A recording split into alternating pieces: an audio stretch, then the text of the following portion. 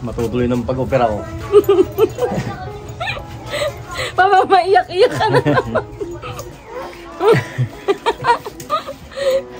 At sa wakas nga, makikita na natin yung tunay ng ngiti ni Tatay Jonathan. Kaya Jonathan! Hello po! Oh, ano yan? Kaya lang ipit. Ipit? Oh, ang galing nga. Oh, magkano ang ano daw nito, kuya? Mura lang yan. Ang dami mo na ba nagawa? Oh, ang dami na nga. Ang galing oh, ipit. Nalagyan nito. Oo. Ba't kuya, naboboring ka? Oo. Oh, kumusta? May good news. Ano pakiramdam niyo po? May good Masaya. news. Masaya. Sa 13 daw po, babalik na kayo doon. Oo. Tapos 15. Yun, opera na. Wow! Oo. O, diba? Papasalamat ako. Dahil kung wala ka, hindi ko ma-operahan. Kung walang tulong. Hindi talaga ako tumulong sa'yo, yung mga kababayan natin. Papasalamat ako sa kanila na tinulungan nila ako. Hindi sila nagsasawa na tumulong hanggang ngayon.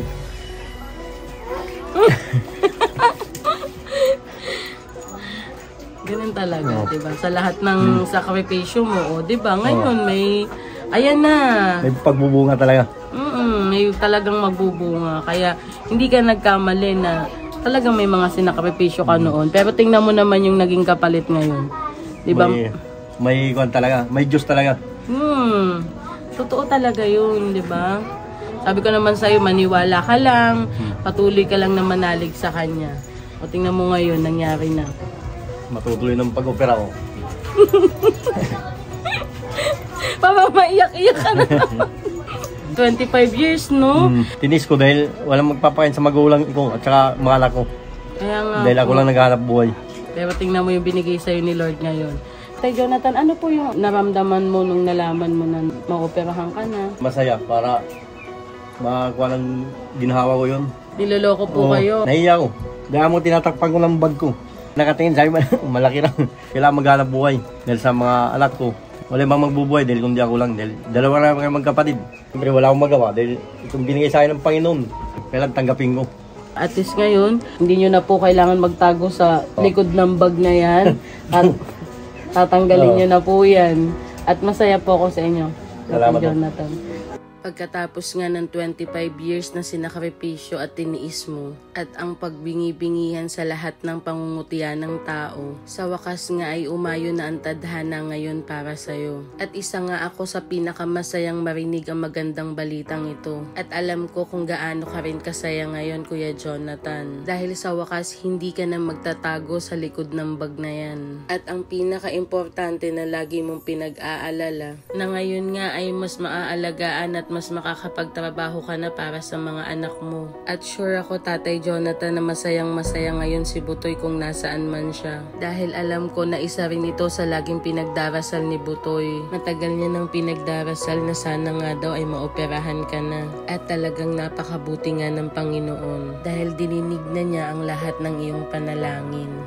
Masayang-masaya ako para sa'yo kasi diba, sa wakas talagang dininig na ni Lord. Dininig niya na lahat ng panalangin mo.